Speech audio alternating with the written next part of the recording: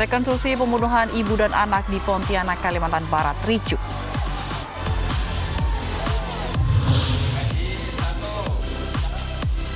Petugas gabungan segel rumah makan yang nekat layani makan di tempat.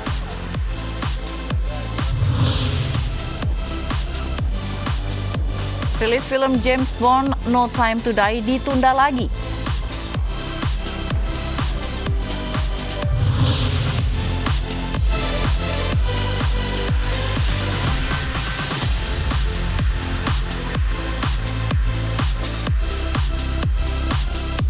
Halo, selamat pagi pemirsa. Kami hadir kembali dalam Ainis Pagi melengkapi informasi Anda pagi hari ini. Ya, selain 3 berita utama tadi pemirsa, kami juga hadirkan informasi penting lain, diantaranya oknum PNS di Pringsewu, Lampung bersama 2 pegawai honorer tertangkap tengah berpesta sabu di lingkungan kantor. Bersama saya Pram Senjaya. Dan saya Fazilah Kerunisa, inilah Ainis Pagi selengkapnya.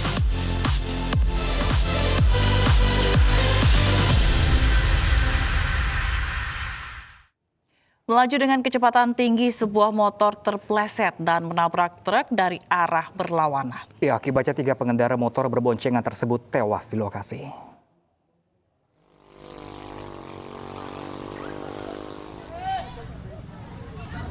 Detik-detik kecelakaan yang melibatkan sebuah motor dan truk di Jalan Lintas Barat Sumatera, Kecamatan Wonosobo, Kabupaten Tanggamus, Lampung, terekam kamera warga. Kecelakaan mengakibatkan 3 wanita berboncengan sepeda motor tewas di lokasi. 2 korban tergeletak di jalan, sementara 1 korban berada di kolong truk. Kejadian berawal saat motor berboncengan 3 orang melaju dengan kecepatan tinggi. Tiba-tiba motor terpleset lalu menabrak truk dari arah berlawanan. Ketiga korban tewas di lokasi. Ini truk beserta sopir sudah diamankan di Polres Tanggamus. Motor yang berasal dari arah Pasar Wonosobo hendak ke Pasar Pangkul menabrak terpental sehingga menabrak kendaraan truk yang dari arah Pasar Pangkul. Alami remblong, sebuah truk menabrak 6 kendaraan di Makassar, Sulawesi Selatan. Akibatnya seorang pengendara motor tewas di lokasi. Ya Allah, mobil, motor, meninggal di dalam, di bawah, kontainer. Kecelakaan melibatkan sebuah truk kontainer dengan 2 minibus dan 4 sepeda motor di samping tol Jalan IR Sutami, Kecamatan Biringkanaya, Makassar, Sulawesi Selatan, terekam kamera warga. Kecelakaan beruntun ini menyebabkan 1 pengendara motor tewas terlindas truk. Kecelakaan ini juga sempat membuat warga panik sehingga arus lalu lintas mengalami kemacetan. Kecelakaan berawal ketika truk kontainer melaju dari arah pelabuhan menuju Kabupaten Maros, Sulawesi Selatan. Truk tersebut diduga alami remblong sehingga menabrak seluruh kendaraan yang berada di depannya. Kini pengemudi truk sedang dalam pencarian karena melarikan diri. Bersetan mana, Pak?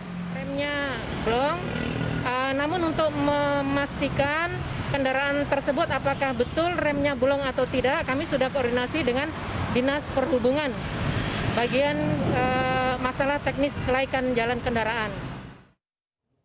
Polisi menemukan botol minuman keras di mobil yang tabrakan di Sleman, Yogyakarta pagi tadi. Ya, 4 orang pelajar meninggal dunia dan 3 lainnya terluka.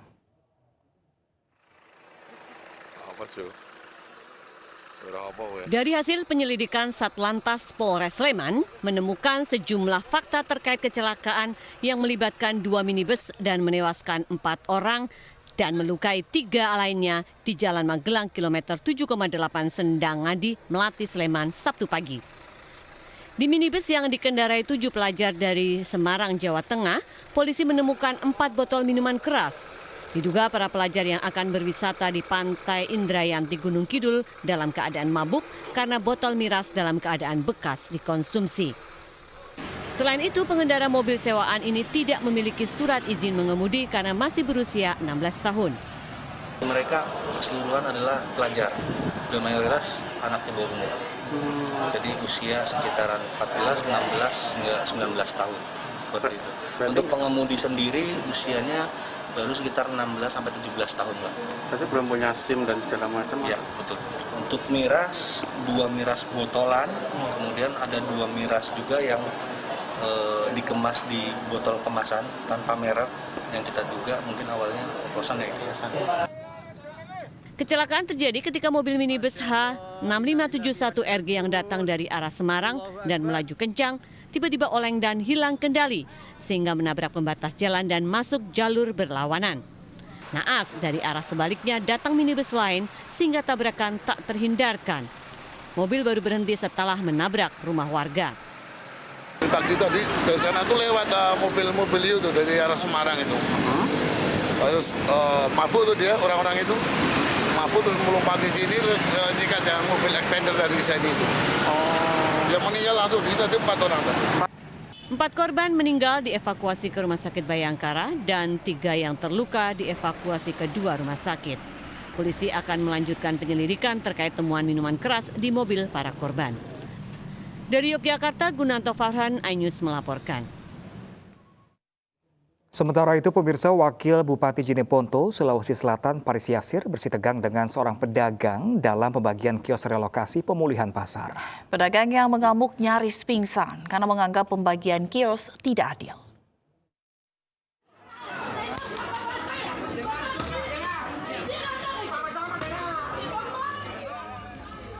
Pedagang ini mengamuk di hadapan Wakil Bupati Jeneponto, Sulawesi Selatan, Paris Yasir saat pembagian kios relokasi pemulihan pasar.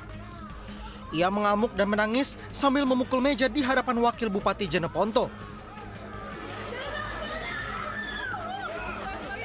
Tidak terima diperlakukan kasar, Wakil Bupati Jeneponto selaku Ketua Tim Relokasi Pemulihan Pasar marah dan ikut memukul meja yang ada di hadapannya. Pedagang yang berusaha ditenangkan warga dan petugas terus mengamuk dan meronta hingga nyaris pingsan.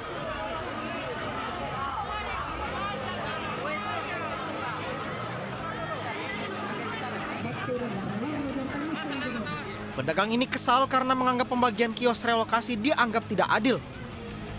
14 kios miliknya di Pasar Turatea Karisa habis terbakar, namun ia hanya mendapatkan relokasi 1 kios. Saya tidak setuju kalau macam saya ini, wadah saya punya kios cuma 1 yang dikasih. Kerugian pasca kebakaran? Ada sekitar? Itu Pak, nilai barang saya kurang lebih 500. Sejumlah 12 petak kios. Bu, dari yang 8 itu, kiosnya itu apa dibeli dulu atau bagaimana, Bu? Saya beli, Pak. Dibeli di mana? Saya cuma dapat 1 kios, makanya karena saya seorang penjual mainan, makanya saya membeli kios. Rencananya relokasi pemulihan pasar akan ditempatkan di Terminal Pasar Karisa yang letaknya bersebelahan dengan lokasi pasar tradisional Turatea Karisa yang terbakar pada Kamis malam 24 September lalu. Dari Jeneponto, Sulawesi Selatan, Sulaiman Nai, iNews melaporkan. Puluhan warga di Medan Deli, Sumatera Utara menghadang truk dan bus perusahaan karena dianggap merusak jalan desa. Selain itu, warga juga memprotes aktivitas perusahaan karena dianggap mencemari lingkungan.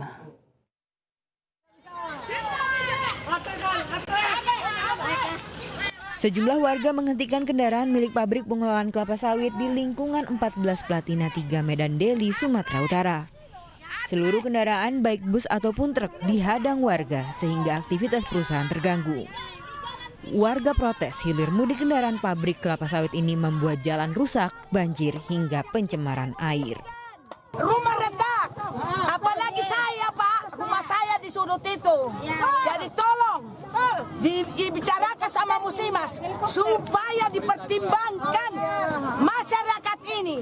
Kami menuntut hak kami masing-masing, bukan hak Musimas. Helikopter jangan membuat bising di kampung ini. Meski protes dimulai sejak 2014, tidak ada tanggapan dari pihak terkait. Warga berharap pihak perusahaan membuka ruang mediasi terkait masalah dari dampak aktivitas perusahaan. Dari Medan, Sumatera Utara, Yuda Bahar, iNews melaporkan. Satu keluarga di Denpasar, Bali tidak bisa keluar rumah setelah pintu pagar disegel oleh oknum TNI yang mengaku pemilik tanah. Polisi yang datang langsung membongkar paksa pintu yang disegel. Polisi yang datang ke lokasi langsung membuka paksa papan pengumuman berangka besi dengan linggis dan membuka rantai besi yang mengunci pagar. Rumah yang dihuni keluarga Hendra di Jalan Batas Dukuh Sarigang Merak Denpasar ini disegel hingga penghuni rumah tak bisa keluar. Pelaku yang diduga oknum TNI Kodam 9 Udayana menyegel rumah dengan alasan rumah ini berdiri di atas tanah miliknya. Pembebasan para penghuni yang tersegel selama 7 jam ini dilakukan polisi dengan alasan kemanusiaan, terlebih di dalam rumah ada beberapa orang lansia. Pemilik yang mengaku pemilik ya yang telah memasang ini beserta lawyernya saya tunggu konfirmasi malam ini di Polda ya. Saya mohon yang sangat atas dasar kemanusiaan. Ya, prosedur untuk melakukan penyegelan itu ada aturannya. Di mana lagi kita diginiin, disekap kayak bukan manusia kita. Kita udah bilang kita larang, dia jalur hukum katanya. Dia pasang sendiri, hancurin semua kerusakan rumah-rumah kita. Udah bolak-balik gini, tapi nggak ada tindakan gimana kita. Kita udah kayak bukan manusia disekap berapa jam di dalam rumah ini. Pelaku penyegelan mengklaim sebagai pemilik tanah yang sah berdasarkan kepemilikan sertifikat. Kini, kasus penyegelan ini ditangani Polda Bali. Dari Denpasar, Bali, Aris Wianto, iNews melaporkan. Menolak diminta cerai oleh sang istri, seorang pria di Pontianak, Kalimantan Barat membunuh istri dan anak tirinya. Ya, bahkan usai beraksi, pelaku mencoba bunuh diri.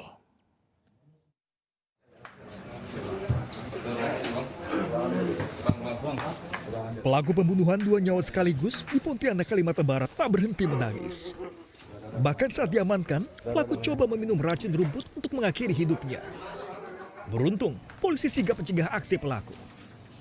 Pelaku tega membunuh istri dan anak tirinya karena sang istri meminta cerai. Pelaku curiga sang istri berselingkuh. Itulah Pak, Ibu yang terjadinya. Siapa dulu yang Bapak habisi? Istri saya Pak. Bapak ya? Lain itu Pak, udah nggak ada lagi Pak yang saya sampaikan. Saya benar-benar minta maaf keluarga, sekeluarga Umi. Saya memang salah. Saya siap untuk menjalankan hukuman apa yang atas perbuatan saya. Petugas pun mengamankan barang bukti berupa percakapan dengan korban yang menyulut emosi pelaku, sehingga terjadi cekcok dan pertengkaran terjadi. Pelaku menghabisi istri dan putri tirinya yang saat itu melerai. Dari Pontianak, Kalimantan Barat, Yuniar, iNews melaporkan. Sementara itu, pemirsa, prarekonstruksi pembunuhan ibu dan anak di Pontianak, Kalimantan Barat ini berakhir ricuh. Keluarga korban yang kesal mencoba menerobos masuk dan mengeroyok pelaku.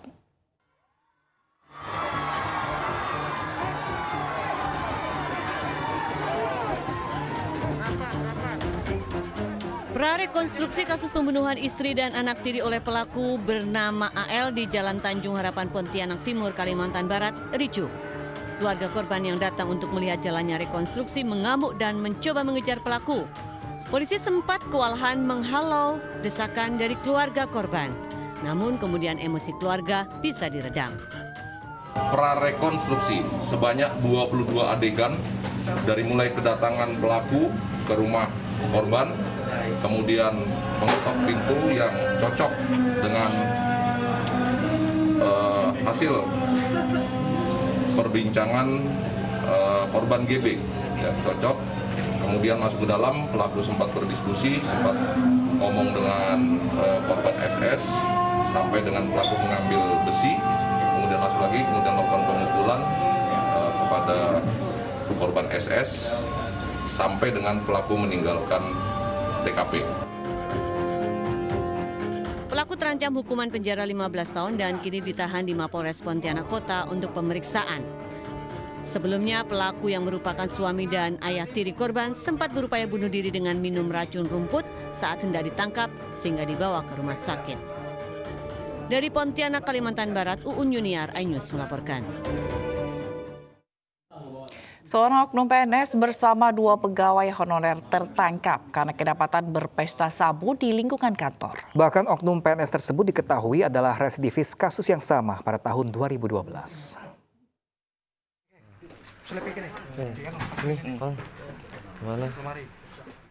Pegawai Pemkab Pringsewu Lampung dikejutkan dengan kedatangan tim Kobrasat Narkoba Polres Pringsewu terkait penyalahgunaan narkoba di lingkungan kantor.